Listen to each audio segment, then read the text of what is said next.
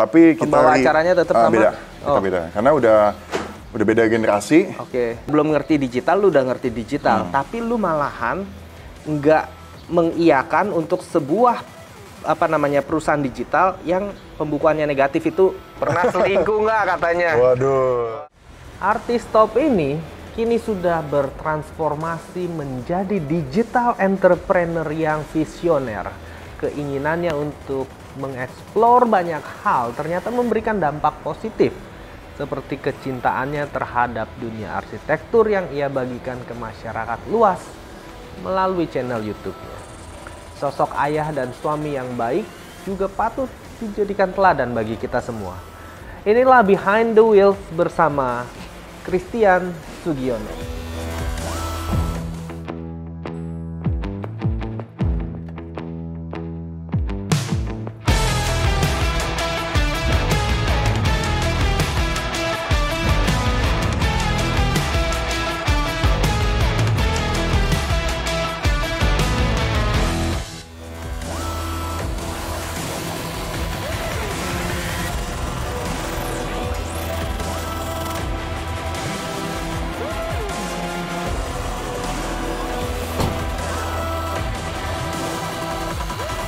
Oke, kali ini kita sama entrepreneur slash artis slash pemain dunia digital yang udah lama. Ini Christian Sugiono, luar biasa. Terima kasih waktunya. Terima kasih bro, udah datang ke sini. Keren nih, rumahnya juga keren. Tapi kita akan review ngomongin mobilnya. Tapi rumahnya ini keren banget nih. Terima kasih. Keren banget. Nah ini kenapa nih Mas Tian pilih mobil Mercy nih, kenapa nih? Gue dari dulu emang Mercedes-Benz person gitu ya. Dari dulu mobil Mercy gue yang pertama tuh E-Class itu di tahun 2000 berapa ya? 2004 kayaknya ya. Itu my first car, maksudnya my first Mercedes car. Tahun berapa tuh? 2004 umur itu berapa tuh? Itu yang mata kacang. Iya, umur berapa tuh lu? Kok bukan 2004, 2006 pas gue balik dari Jerman. 2006. Itu umur berapa ya? Umur 25. 25. Umur 25. Tua juga gue ternyata. Dan kayaknya udah lama banget tapi udah 25 juga. Oh, gitu. Dan abis itu gue naik SLK. Gue naik SLK. SLK 200 tuh keren banget. Itu mobil yang dari pas gue kecil, ketika Mercedes-Benz keluarin SLK, itu gue seneng banget sama itu mobil. Kenapa? Itu kayak the first convertible yang hardtop. Gitu kan, yang keras. Biasa kan kain ya. Biasa kain gitu kan. Wah, gue pengen punya ini mobil, gue pengen punya ini mobil. Itu tahun berapa?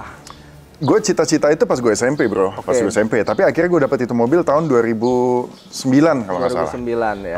SLK yang depannya tuh kayak yang tajam gitu, yang kayak R171 itu. R171, betul. Ya, gue naik R171 dan cakep mobilnya. Keren, tapi waktu itu masih bujangan. Tom Cruise pakai itu dulu. Iya, jadi kemana-mana sendiri segala macam. Terus akhirnya gue jadi family, keluarga. Akhirnya gue sempat yang Porsche juga. Terus akhirnya, meanwhile gue butuh satu mobil yang untuk sehari-hari. Sehari-hari gue kemana make enak, bisa nyetir sendiri, bisa disupirin. Ya akhirnya gue milih C-Class. Soalnya E-Class menurut gue kegedean buat gue. Betul. Agak kepanjangan gitu ya. Iya. Kalau ini lebih enak. Lebih enak, manuver juga enak. Iya. Nah, jadi lu termasuk ini dong, petrol head dong ya, suka mobil dong ya? Gue suka mobil tapi nggak sebegitunya yang kayak orang-orang lah. Pokoknya ya pas ada ya. Ya, gue emang suka, gue penggemar otomotif. Tapi mobil gue bukan model yang kolektor atau apa. Cuman kalau gue ada yang senang mobil ini ya, kalau ada rezekinya gue beli kayak gitu-gitu. Kenapa demennya Mercy sih? Kenapa nggak merek lain? Di endorse Mercy kali deh. Nggak juga. Karena apa ya, gue nggak tahu ya. Nyokap gue kan Jerman. Jadi gue udah pasti Jerman. Nyokap Jerman, Bapak? Pontianak. Kok nyasar jauh banget, Bang? Kenapa dari nyasar? Jerman ke Pontianak, gimana ceritanya nih? Bokap gue orang Pontianak ke Jerman, dia sekolah di Jerman. Sekolah di Jerman. Nyangkut sama istri gitu kan. Iya. Nah, jadi ya dulu waktu kecil gue selalu dibawa ke Stuttgart, itu ada museum Mercedes-Benz. Dan di situ gue ngeliat kayak, wah bener-bener ini Mercedes-Benz keren dan segala macam. Jadi dari kecil udah kayak expose-nya Mercy aja. Mercy ya. BMW gue suka, cuman gue lebih seneng Mercy. Gitu. Terus lu ada modif-modif apa aja nih mobil? Kalau yang ini gue nggak, gue standar, karena ini mobil sehari-hari. Cuman gue pernah modif yang quite heavy, nggak heavy banget ya. SLK itulah kalau bisa gue cerita. Gue beli SLK standar. Terus gue beli body kitnya AMG. AMG body kit yang lengkap semua gitu, sampai ganti pelek juga. Ganti peleknya 20 gue pakai. Wih, susah nyetir. Iya. Kan cakep nih ya. Gue mau pakai pelek 20 dipendekin dikit lah, ceperin dikit gitu. Wah gila, tongkrongannya keren banget men. Begitu nyetir, nggak enak. Iya, kayak enak. jinjit, kayak kalau kita jalan tuh kayak jinjit gitu. Nggak bisa ngeng, gue nyetir, gue seneng nyetir gitu. Gue kalau punya mobil, gue setirin bener gitu. Iya. Jadi itu actually mobil yang gue modif terakhir yang heavy segala macem, ganti knalpotnya, ganti segala macem. Tapi yang ori AMG. Iya. Cakep.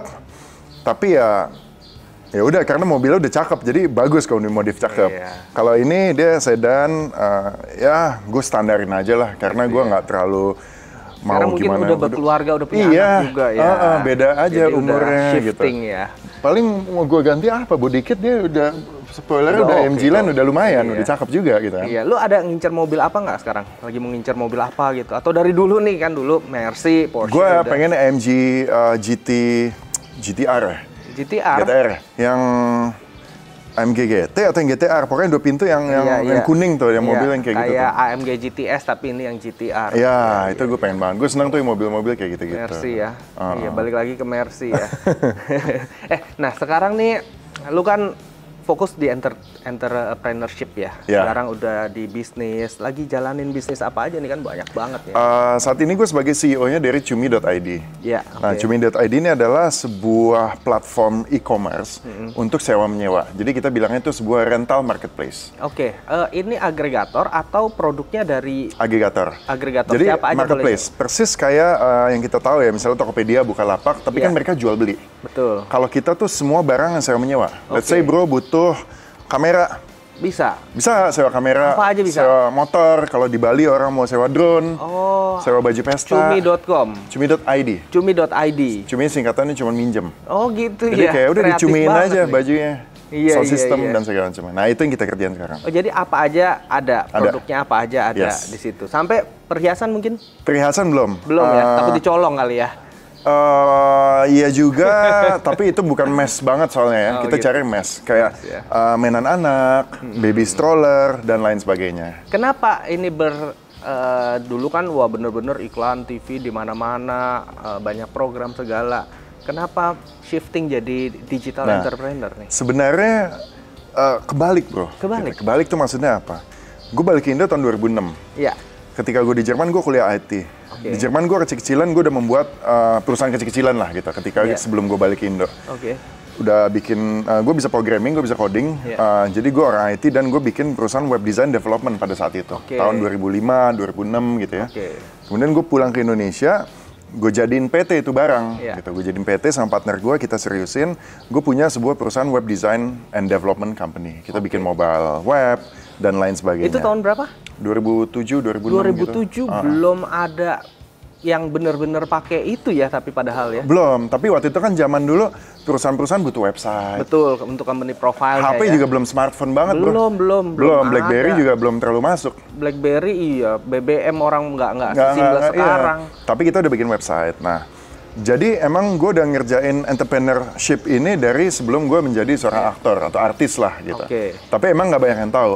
Karena ya kerjaan Orang kayak gitu taunya nggak mah artis. terekspos. Betul, Nah, betul. Ketika gue main film, ketika gue main sinetron, gue main iklan, orang akan melihat gue, oh ini Christian pemain sebagai artis. Iya. Padahal sebenarnya di belakangnya ya gue tetap menjalankan kerjaan gue itu. Oke. Sampai sekarang, dan ya banyak yang, oh lu kok dari artis berubah jadi ini? Sebenarnya enggak, dari dulu emang udah paralel. Tapi emang sekarang gue udah mengurangi kerjaan gue di entertainment. Iya, iya. Karena apa, pertama, ya gue udah males syuting sinetron ya. Lama ya. Udah lama, udah selesai lah waktu gue udah kayak udah cukup gitu. Dan kedua syuting film ya masih. Iya. Iklan-iklan tentunya masih sampai sekarang. Tapi ya gue seneng melakukan apa yang emang gue cita-citain dari dulu. Oke, nah tahun 2012-an dulu itu kan nggak semasif sekarang. Ya. Yang bener-bener sekarang digital semua. Bahkan istilahnya pesen makanan aja bisa dibantu sama kurirnya ordernya juga Online. digital, online. Jadi bener-bener udah shifting sekali di dunia digital disruptif sekarang. Apalagi sampai sekolah aja pun pakainya Zoom, coba Ya, bayangin. betul. Nggak ketemu orang langsung.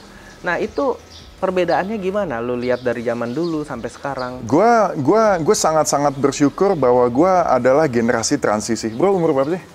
Gue juga udah tua, Bos. Berapa gue? Gue 41 gue. Ya, beda beberapa tahun lah. Lo tuan gue kan. Tuan lu ya. Maksudnya gini, kita generasi transisi lah. Oke. Gitu ya. Jadi maksudnya apa? Ketika zaman SMA, gue nggak pakai HP. Iya. HP nggak ada. Betul. Kemudian gue kuliah ke Jerman, tiba-tiba internet di sana negara maju, gue bisa apa-apa mulai pakai internet. Dulu masih dial up juga kali di Jerman. Dial up, masih yang dial up, modem tenet gitu kan. Terus tiba-tiba ada kabel namanya DSL. Iya. Wih, cepet banget nih internet gitu kan. Kemudian merasa oh segala sesuatu pakai internet, daftar kampus, nonton bioskop segala macam. Gue pulang ke Indo, nggak ada smartphone, tiba-tiba ada smartphone, sosial media dan lain sebagainya, dan sampai sekarang dan nanti next metaverse. Betul. Nah, gue ngeliat bahwa gue udah melewati itu semua dan gue berada di dalamnya. Iya. Yang bisa gue petik adalah apa? Bahwa yang namanya teknologi atau kemajuan ini it never ends. Betul. Gitu. Nggak pernah habis dan selalu ada yang baru. Betul. Ketika lo mempelajari hal baru saat ini nih, tahun ini, mungkin 3 tahun kemudian yang lo pelajarin udah basi, bro. Udah basi, betul. Yang lo kerjain udah lewat. Berarti maksudnya nggak usah kuliah dong kita?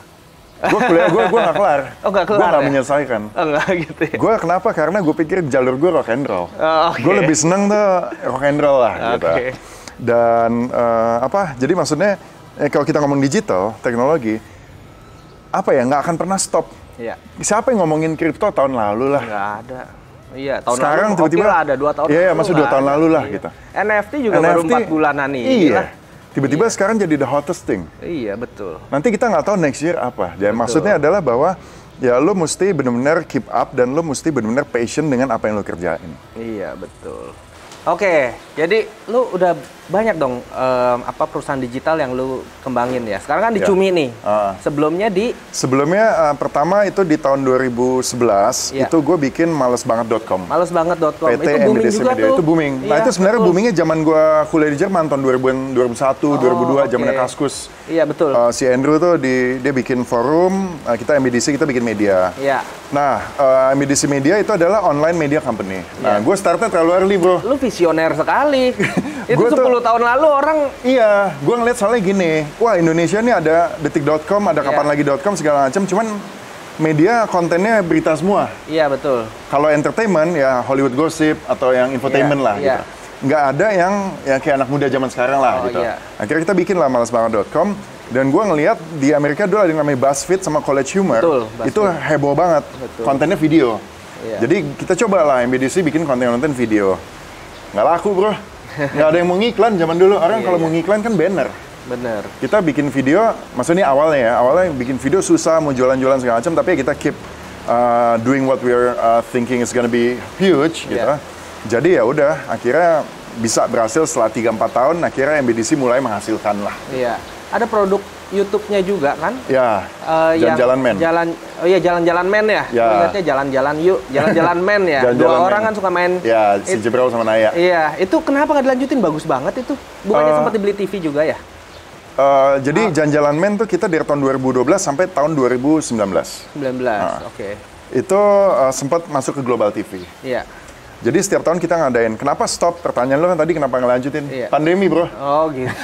Covid nggak bisa jalan Iya, kita. bener Jadi, juga. padahal sebelumnya itu udah sama online OTT, OTA besar yang warna biru. Mereka sponsorin kita. Oke. Bagus, hasilnya juga bagus. Tapi ya kemudian Covid. Oke. Jadi Ada nggak bisa rencana nggak jalan-jalan. nanti mungkin mau di Ada tahun 2022 ini kita mau jalan lagi. jalan? Kita Namanya bikin. tetap jalan-jalan. Namanya tetap Jalan-Jalan Men, tapi kita Pembawa acaranya tetap sama? Beda. Kita Oh. beda. Karena udah beda generasi. Oke. Dan dengan model sekarang banyak konten-konten yang pendek dengan TikTok dan Ya, dengan lain betul. sebagainya, kita menyesuaikan dengan market audience yang mereka ngelihatnya platformnya seperti apa dan kita coba serve the audience. Betul. Kayak gitu sih. Emang kalau orang kuliah di luar negeri analisisnya bagus ya? Ya, mesti gitu lah. Iya, iya. Nah, lu akan ada gebrakan apa lagi nih tahun ini di dunia digital?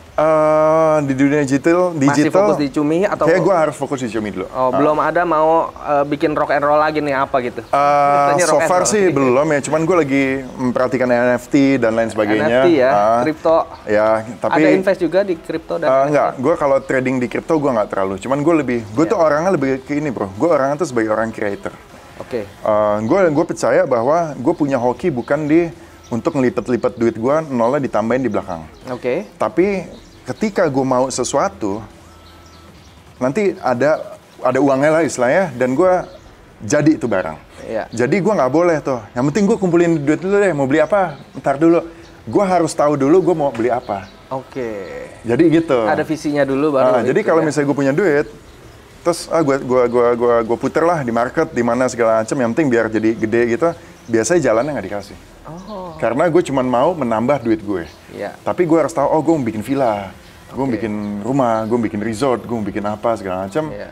Baru. Gitu. Iya. Tiap orang punya jalannya beda-beda. Iya. Nah, lu sendiri sekarang jadi startup ada lu invest juga tapi di startup di invest ada, cuman nggak di Indonesia. Nggak di Indonesia. Ada di Korea. Dia tuh apa? Kayak cross border selling Korean cosmetic. Oh, oke. Dia base-nya di Korea, dia headquarter di Malaysia, tapi dia ada jual di Indo, jual di Filipina, pokoknya Southeast Asia. Oh, oke. Invest di startup juga. Begitu. Kalau yang sebelumnya gue pernah bikin juga online dating, Stipe.com itu sama si Razi Talib, sama si Kevin. Kevin sekarang jadi, kenal Kevin nggak? Kevin Alwi. Oh, belum. Dia CEO-nya Gojek sekarang. Oh, oke. Kan Nadiem kan jadi menteri. Iya. Nah, si Kevin, segala macam, yang kayak gitu-gitulah. Oke, jadi kayak Tinder gitu. Nggak kayak Tinder swindler ya. Ini kita lebih benar. Dalam artian kalau Tinder lu kan kanan kiri. Kalau ini nggak. Ini bahwa ketika lu mau cari jodoh, lu harus dapat sesuai orang yang bukan cuma lu suka fotonya, tapi nanti sama algoritma kita, lu akan di match sesuai dengan personality. That's why ketika orang daftar, lu harus jawab ada 100 pertanyaan kayak semacam personality test. Udah ketiduran, Bos. Justru itu yang memfilter. Berapa nih 98? Ayo 2 lagi jawab. Justru itu yang memfilter orang iseng. Oh gitu. Oh, gue cuma cewek-cewek yang gitu-gitu. Nanti keburu malas. Tapi mana orang tahu serius, orang sekarang demennya yang iseng-iseng doang. Marketnya. Iya, nggak apa-apa, ada marketnya. Tapi kalau yang mau serius ke kita. Gitu, ya. Tapi itu udah diakuisisi sama Singapura lah, itu tahun 2018. Iya. Nah, lu begitu banyak, semuanya benar-benar di digital, yang mana orang pada saat itu belum kepikiran. Ada nggak sempet di mana bikin terus nggak jadi lah sampai mau bangkrut perusahaannya atau down? Ada, banyak ya. Ada. Ya nggak banyak ya, maksudnya. Yang paling berkesan downnya tuh yang mana? MBDC kali ya. Oh gitu. Kenapa? Kan bagus sebenarnya. Ya, jadi gini. Pertama itu kita start di masa Indonesian startup itu baru di phase 1. Iya. Belum ada unicorn. Terlalu early. Belum ada VC juga masih asing. VC juga takut mungkin. Tapi belum melihat mungkin ya. Gue dapat VC investment pertama gue dari VC lokal. Iya. Ada lokal keluarga konglomerat. Oke. Kemudian berikutnya gue dapat dari Jepang, dapat dari funded startup. Jadi asing semua. Iya. Nah, yang kita kerjain ini adalah perusahaan media. Iya. Di mana namanya malesbanget.com, ini medianya benar-benar Indonesia banget. Iya. Kadang-kadang ada perbedaan dari visi asing itu melihat bahwa produk ini kalau diimplement di negara lain, pasti di Indonesia kita copy paste saja, caranya pasti jadi. Oke. Khususnya media, konten-konten Indonesia yang kreatif, yang culture banget segala macam, it didn't work kadang-kadang. Dengan karena ada metode, sosialnya beda.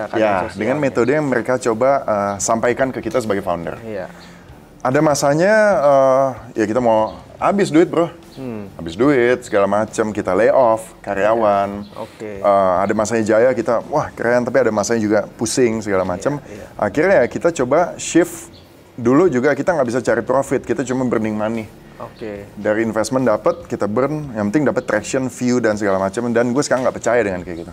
At least perusahaan startup harus lo gain profit lah. Gimana caranya lo jangan fundamental harus bagus. Iya. Sekarang sedangkan banyak perusahaan digital yang IPO pembukuannya masih minus loh. Betul. Nah, itu gimana nih menurut tanggapan lo nih? Itu dan disukai masyarakat walaupun financial engineering kali ya istilahnya, apa ya? Tapi dibeli loh sama masyarakat sampai triliunan volumenya, walaupun sekarang akhirnya turun 60-50% dari harga public offering pertama. Jadi menurut lu, emang lu nggak favor ke situ? Gue nggak favor ke situ. Jadi mesti lebih lihat, ya harus plus lah ya, namanya usaha begitu ya? Iya. Jadi masih konvensional dong? Walaupun menurut gue nih, lu orang kan visioner nih. Dari dulu udah dunia digital, yang kita aja masih nggak jelas lah, belum ngerti digital, lu udah ngerti digital. Tapi lu malahan nggak mengiyakan untuk sebuah perusahaan digital yang pembukuannya negatif itu menurut lu nggak bagus? Gini, pembukuan negatif itu pasti. Di tahun-tahun pertama tentunya kita pasti negatif. Yeah. Kenapa? Karena lo dapat capital, lo akan make itu capital untuk 3 tahun untuk lo growing the everything. Bisnis lah. The business gitu ya. Matrix lo naikin, traction segala macam lo naikin, itu pasti minus. Tapi gue nggak setuju kalau lo hanya hidup dari duit investor satu ke investor yang lain. Buat ngebakar terus ya. Harus least, fundamentalnya untung. At least lo harus punya strategi atau lo harus punya cara gimana ini perusahaan beneran menghasilkan. Iya, betul. Lo punya added value, oke, di sosial segala macam, membantu masyarakat untuk jualan UMKM, mereka sebagai ini. Tapi sebagai perusahaan, ya lo harusnya untung. Betul. Harusnya begitu. Some reason jadiin uang lah, bukan gitu. dengan raise capital terus. Betul, gitu, karena kalau misalnya investor A masuk, kemudian dia segini, B segini, makin gede, oke, secara hitungan masuk, make sense. Tapi kalau dilihat bukunya kok merah gitu kan. Jadi sebenarnya kalau MLM tuh kayak Ponzi sebenarnya nih. Orang invest makin lama makin gede, nanti ujung-ujungnya bagaimana? Kalau ujung-ujungnya public offering lalu ngedrop bagaimana? Kayak gitu mungkin ya. Oke. Nah, balik lagi ke digital. Sekarang kan lu juga ada YouTube. Ini mau positioningnya kemana nih? YouTube lu mau YouTube channel ya? Iya, YouTube channel lu mau bawa saat ini kita lagi ngerintis YouTube channel dan namanya Tian dan Titi Family. Tentunya konten-konten family. Dan apa ya konten family, gue suka properti gitu ya, ketika kita bangun rumah ini. Iya, keren. Gue sangat-sangat involved dalam pembangunannya dan kita videoin dan terus banyak yang suka bro. Iya. Banyak yang suka gitu dan gue kayaknya selain di family, gue akan mulai untuk bikin konten untuk properti. Tapi properti bukan kayak bedah rumah sultan gini-gini, bukan yang ke arah situ. Ke arah construction, interior sama. Jadi edukasi dong ya? Edukasi. Karena gini bro, gue ketika bangun rumah, gue mau bangun kolam renang misalnya. Gue nggak mau dibohongin kontraktor gue bahwa gue ratusan juta segala macam, ternyata gue nggak tahu tuh di dalamnya apa. Jadi gue Google sendiri. Gue harus tahu apa yang dikerjain karena duit gue keluar. Tukang, ada kuli, dia bangun kolam renang cuma nyemen ngecor doang pakai HP, view-nya hampir jutaan bro. Ternyata banyak orang yang homeowner atau enthusiast home builder yang ingin merenovasi rumahnya sendiri dengan swadaya. Di Amerika tuh banyak tuh. Nggak pakai kontraktor lah. Betul. Tapi mereka butuh tahu cara informasi gimana sebenarnya material, besi yang bagus apa segala macam. Mereka cari di Google. Do your own gitu. DIY kita. Jadi ya gue lagi mau coba ke arah situ. Gitu. Iya bagus tuh, bener. Karena juga ternyata marketnya banyak. Lu kan visioner nih tadi gue bilang dan emang ngerti bisnis secara fundamental juga ngerti. Ini ada role model nggak bisnismen dari mana sih bisa gitu? Gue dari dulu suka sama Steve Jobs. Steve Jobs. Ya itu meskipun dia kata orang asshole ya. Iya makanya kita kan boleh kadang terinspirasi dari orang ya. Cuman kan kalau kita nggak kenal kita nggak tahu. Katanya begitu kan gitu. Sama Jeff Bezos juga katanya Amazon. Yang kerja di dia upahnya rendah, pokoknya begitu-begitulah. Ya Zuckerberg juga basically semua kecuali Jack Ma kali. Jack Ma kayak baik. Tapi kan kita nggak tahu, mungkin aja saingan yang ngomong begitu. Jadi kan nggak kenal juga anyway. Gue suka sama Jack Ma sama Jobs. Kenapa? Pertama karena gue di digital, Steve Jobs tuh my early role model gitu. Ketika waktu itu Elon Musk, Bezos segala macam belum seperti sekarang, gue udah jatuh cinta dengan Jobs gitu ya, karena menurut gue dia orang very visioner. Gue suka produknya dan gue baca bukunya, biografiin dia. Dan gue ngeliat betapa itu orang kusut banget. Dia ditendang dari perusahaannya sendiri, dibikin lah, bikin segala macam, masuk ke Pixar apa segala macam, dan dia jadi the largest individual shareholders di Disney kalau nggak salah. Yang individu ya. Individu. Itu kan canggih ya, kayak gitu. Ya gue seneng aja dengan ceritanya dia. Gitu. Nah, selain bisnis dan pekerjaan, hubungan rumah tangga lu dibanding artis-artis lain termasuk yang paling awet nih. Gitu ya? Ini kelihatannya doang apa beneran awet nih? Ya mudah-mudahan beneran awet. Mana tahu sering berantem atau apa? Oh ya pasti, kalau berantem pasti. Pasti ya? Berantem biasa gimana? Bacok-bacokan apa-apa? Di ring tinju kita. Fight, ada wasitnya. Enggak, ini rahasianya apa biar awet terus nih? Apa ya? Bahwa gue nggak tahu, gue nggak punya rahasia-rahasiaan. Tapi maksudnya gini, bahwa partner yang tahu ya lu sendiri. Kalau misalnya lu nanya ke gue gimana ya supaya ya mesti lu yang tahu partner lo. Gue bilang rahasia adalah apa ya, lu harus kenal sama pasangan lo. Gitu, jangan pasangan orang lain. Jangan pasangan orang lain gitu. Berantem bahaya. Lu harus kenal sama pasangan lo seperti apa gitu orangnya. Dan intinya adalah ujung-ujungnya kan ketemu di tengah, kompromi. Betul. Ya ada waktunya agak 70-30 lah. Tapi kalau bisa 50, siapa yang 70? Tergantung, ada bagian tertentu gue 70, ada bagian tertentu dia 70 gitu kan. Tapi most of the time kalau bisa 50-50. Gimana caranya ya lu harus work that out. Intinya sih itu doang sih, bahwa supaya awet.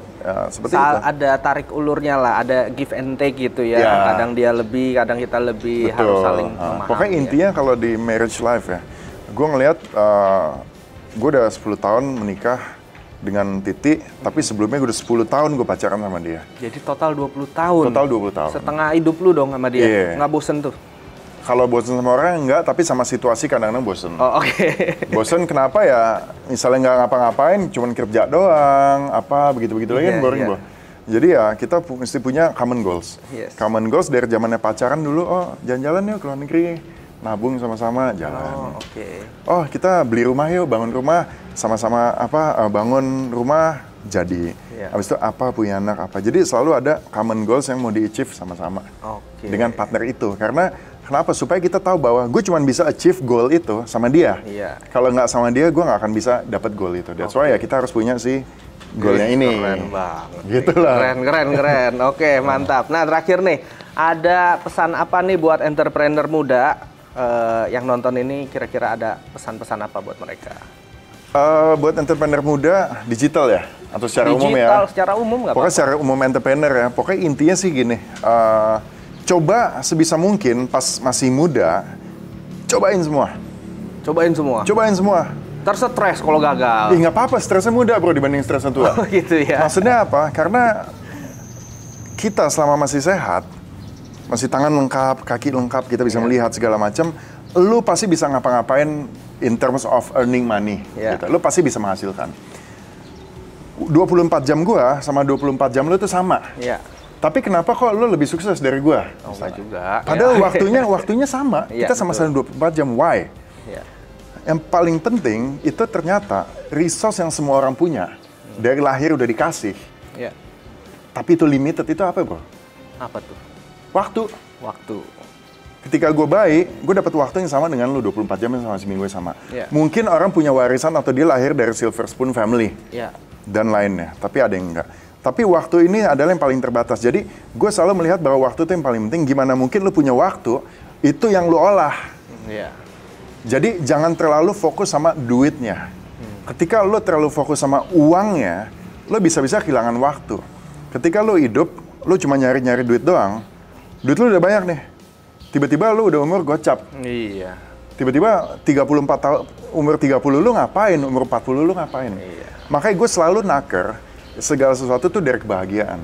Kadang ada orang umurnya sama kayak gue. 40 tahun, tapi duitnya dia udah jauh lebih gede dari gue. Tapi ketika kerja mulu nggak bisa habis. Ketika gue aja ngobrol, experience-nya tuh kecil. Cuman tahu kantoran doang. Cuman ngejar angka. Sedangkan spektrum kita dalam kehidupan ini di luar angka doang. Jadi buat para entrepreneur, manfaatin waktu sebaik mungkin. Coba segala macam, nggak ada salahnya jatuh, nggak ada salahnya bangkrut, nggak ada sama sekali salahnya lo gagal. Ketika lo gagal di usia muda, itu akan lebih baik ketika lo gagalnya nanti belakangan. Ketika di usia muda lo masih punya banyak waktu. Itu tadi gue bilang waktu. Lo gagal di usia 30, at least lo masih punya 10 tahun sampai 40. Ketika lo startnya late, lo nggak berani nyoba segala macam, lo melakukan hal yang lo nggak suka, tiba-tiba umur lo udah 40, dan lo mau banting setir, it's a bit too late. Waktu lu udah nggak banyak lagi dibanding sama yang lain. Jadi waktu ini value yang paling penting. Keren banget. Nih ada pertanyaan Instagram nih bos, tapi gue mau nanya di dalam mobil dong. Biar kita tahu mobil hariannya ini gimana. Pertanyaan Instagram, kita jawab di mobil. Kita jawab di mobil. Oke. Ayo kita coba. Oke bos, kita mulai ya. Nih ada pertanyaan dari Instagram. Nih ya, pertanyaan dari Instagram. Pertanyaan pertama dari Abrar73. Pertanyaannya nih kacau nih. Pernah selingkuh nggak katanya? Waduh, selingkuh apa nih sama bini gue yang sekarang? Iya. Alhamdulillah belum. Oh belum, oke. Bukan belum. Jangan sampai. Jangan gitu. sampai. Jangan Oke, sampai. jadi nggak pernah selingkuh ya? Nggak pernah. Oh, yang bener. Sama bini gue kan? Iya, 20 nggak pernah. tahun nih. Nggak pernah. Nggak pernah? Nggak pernah. Wih, keren. Oke, berikutnya dari Covid-23, namanya lucu nih. Covid. Tips awet muda apa? Iya, emang muka lu dari dulu sampai sekarang nggak berubah-berubah soalnya nih. Iya, gue juga baru sadar Iya. gitu ya. Tapi ya. Kayak Keanu Reeves tau nggak? Thank you banget. Gue diberkahi awet muda. Tapi apa ya? Ya gue nggak tahu ya. Pertama kalau gue kan orangnya analytical. Gue ngeliat bokap gue orang Chinese bro. Oke. Orang Chinese. Engkong gue tuh langsung dari Tiongkok, dia perantau. Oh gitu. Lu bisa Mandarin nggak bisa? Gue nggak bisa Mandarin, cuma bokap gue segala. Keluarga gue semua ngomongnya Mandarin. Oh gitu. Jadi emak lu bisa juga dong? Mak gue nggak. Oh jadi nggak Mak bisa. gue orang Jerman. Tapi lu Jermannya bagus? Jerman gue bisa. Soalnya kan gue sekolah di Jerman. Normal? Atau Normal. bener-bener kayak daily use gitu? Kalau di Indo nggak, cuman ya gue kalau di Jerman ngomong Jerman bisa. Iya maksudnya Kayak biasa, native biasa aja gitu. ya? Hebat ya? Oke. Nah, gue ngelihat kalau orang turun China gitu ya, Iya. mereka cenderung lebih muda, lebih awet muda. Daripada orang bule? Daripada orang bule, Iya. benar. Ya lu tau lah, orang bule umur 30 boros banget mukanya. Lah, orang 18 tahun aja udah kelihatan tua banget. Kayak lu lah bro, lu juga awet muda bro, sama. Nah maksud gue pertama, gue ada gen itu. Meskipun gue ada gen dari nyokap gue yang bule. Tapi kayak gue kuat di awet mudanya dari bokap. Oke. Dan kedua, gue tuh tiap pagi, udah hampir 15 tahun, ketika gue bangun tidur, yang pertama gue sikat itu adalah jeruk nipis, anget. Jadi gue sebelum ngapa-ngapain, sebelum gue minum, makan, gue bikin air panas, air hangat gitu. Gue jeruk nipis gue masukin setengah butir lalu potong, minum. Habis itu lu diemin dulu. Jualan jeruk nipis langsung meningkat. Langsung meningkat. Habis itu lu diemin dulu. Habis itu gue makan buah, makan apel. Baru gue makan segala macam yang mau gue makan. Oh, buah dulu ya. Gue nggak tahu kenapa, tapi katanya itu salah satu bisa ngebersihin. Kan lu habis semalaman, habis apa tidur kan nyangkut nih di lambung lu segala macam, dibersihin lah pakai jeruk nipis, pakai gitu buah. ya. Dan selebihnya ya lu bahagia lah, lu memperhatikan, lu meditasi, lu apa segala macam. Oke, keren. Nah, berikutnya dari The Suci Manalu. Oke, mau tanya gimana cara meluluhkan hati Titi Kamal yang cantik beut? Cantik beut, tulisannya begitu. Zaman dulu ya waktu pacaran ya. Gimana tuh? Gimana ya, susah juga. Cuman ceritanya lucu bro. Gue tahun 99 lulus SMA. Ya. Bulan Juni. Oke. Terus tahun 99 bulan Desember gue harus berangkat ke Jerman karena gue sekolah di sana. Jadi gue ada waktu 5 bulan kosong waktu itu. Habis lulus SMA gue nggak tahu mau ngapain. Kenalan lah sama Titi. Kan gue pengen pacaran, model dulu di majalah. Lu kawanku. juga? Ya gue kecil-kecilan lah dulu, pernah sekali 2 kali foto. Cuman dia model, cakep nih orang.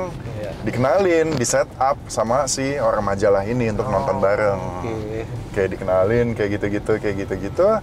Kita awalnya cuma pacaran monyet, pacaran iseng bahwa ya udah ya, nanti bulan Desember gue cabut ke Jerman, kita udahan lah pacaran. Oh udah nggak apa-apa. Iya begitu. Kayak ya udah nggak apa-apa, orang siapa yang mau mikir long distance bro. Dulu long distance susah banget, nggak kayak sekarang. Nggak bisa, nggak ada WhatsApp lah. Nggak ada WhatsApp segala macam. Gimana, kirim surat dong? Kirim surat, Beneran? Beneran, kirim surat, kartu pos. Nelfon kan mahal. Iya. Terus ya udah akhirnya pacaran, putus nyambung, long distance segala macam, akhirnya nyambung sampai sekarang jadi bini gue. Anak udah 2. Emang nggak pernah tahu, kadang kita merencanakan sesuatu bahwa nanti putus. Udah nih pacaran kita 5 bulan aja ya sampai sekarang. Iya, keren. Ya aneh-aneh lah. Aneh-aneh bisa aja. Oke, itu pertanyaan dari Instagram, habis kelar. Nah, sekarang pertanyaan terakhir nih, biasanya gue tanyain ke semua narasumber. Dan ini pertanyaan akan di-play lagi nih 5 tahun ke depan. Oh, gitu. Pertanyaan untuk 5 tahun ke depan. Kira-kira 5 tahun ke depan, sebutin 2 hal yang udah harus lu capai. Jadi 5 tahun ke depan lagi gue playback nih. Kalau belum kan diketawain sama netizen. Belum, Tian ngomong doang, nggak kesampean. Gitu kan. Apa, ayo satu. Pertama gue pengen punya kapal. Kapal apa nih? Kapal terbang? Finishing. Oh, finishing. Kapal boat. Gue suka laut soalnya bro. Gue suka laut. Gue pengen dari dulu punya kapal laut, yaitu finishing kayu. Bukan kayak yang yacht super yacht gitu. Sekarang juga lagi pada bikin. Karena gue seneng sailing, gue seneng belayar. Gue pengen punya kapal satu. Pokoknya 5 tahun ke depan harus punya pinisi. Harus punya pinisi. Kalau nggak diketawain netizen. Gue parkir kalau nggak di Bajo, di Bali lah. Gue parkir. Kalau Jabat kejauhan. Siap. Kedua apa lagi ya? Kedua apa lagi? Satu lagi. Anak tambah. Susah deh, jangan kita ngomongin. Takutnya kalau itu kan urusan Tuhan soalnya. Iya. Kita nggak bisa ngeset gitu. Apalagi? Kita bisa ngeset aja deh, 5 tahun lagi. Ayo. At least gua pengen Ayo? Punya kapal udah. Gue pengen gue pengen punya rumah. Rumah udah bagus gini? Di depan laut. Rumah kayak depan bener-bener yang kayak di cliff, ocean view, kayak rumah Iron Man gitu. Di Bali atau dimanapun bebas. Di Itali boleh lah. Oke. Tapi ya takutnya 5 tahun lagi susah ya, jadi di Bali dulu aja. Di Bali dulu. Pokoknya pengen punya rumah depan cliff yang langsung laut. Depan cliff, ocean view, yang rumahnya yang keren, yang kayak Iron Man gitu. Keren. Ya, mudah-mudahan 5 tahun lagi kita lihat. Kita tagih kalau ya. Kalau kesampean ditagih, biar bisa dihujat-hujat dikit. Kalau enggak nanti gue tagih nih Rudy Salim nih. Oke, makasih banyak. Siap bro. Luar biasa waktunya. Terima kasih juga pencerahan-pencerahan dan ilmu-ilmunya, semoga bermanfaat buat kita semua. Thank you. Doain lagi ya, 5 tahun lagi semoga sampean. Pasti. Oke, mantap. Thank you.